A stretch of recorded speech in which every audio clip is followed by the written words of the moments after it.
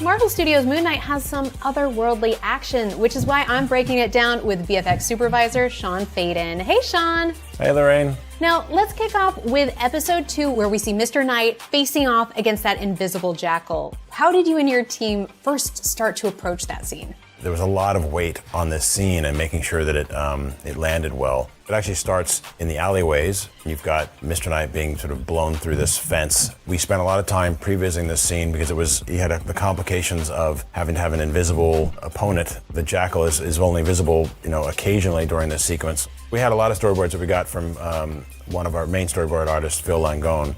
It wasn't for every single sequence, but when we did get them, they were extremely helpful. In the end, how we shot it was we had a stunt person in a gray suit pushing and pulling our stunt Moon Knight or Oscar and Layla around.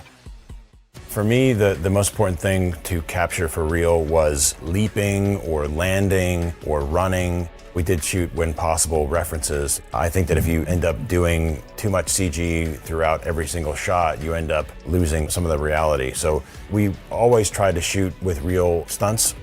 Well, we're talking battles. We have to talk about the end of the series, where we see your techniques taken to new heights, quite literally, with a huge God versus God battle in Cairo.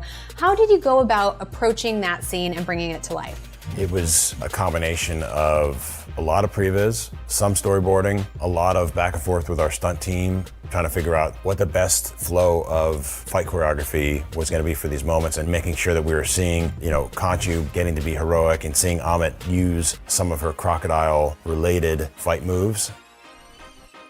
We actually did a lot of work within the Chamber of the Gods, because we have a scene that takes place there where Khonshu and Ammit are normal size, which means they're actually 9 feet tall.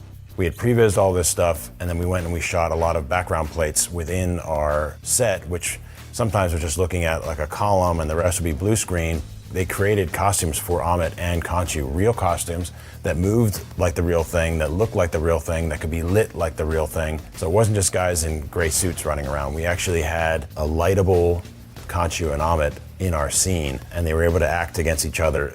The scale of the two characters mainly became an issue when we were dealing with other actors who need to interact with them. So if Oscar was talking to Khonshu, then Kareem, who played Khonshu on set, would be wearing an eyeline pole. To make him look 9 feet tall, it was literally 2 ping pong balls on the end of a composite rod that was attached to his like a lightweight vest that our props department made. The gods are already quite tall, but then they grow even larger. How did you create this scene at such an epic scale? So they're almost as tall as the pyramids, and they're bashing around and wreaking havoc. Weta created a full CG Giza plateau based on some LiDAR that we had gotten from Disney Archives. We had a lot of work that went into sort of figuring out just how much dust or how much light should be hitting these characters to make them feel big. And we found was like the less light we put on them, the more that we sort of played the light falling off on them, the bigger they felt. This is really just a tiny drop in the bucket of all of the action in the series. Looking back, are there any moments that you think fans might have missed?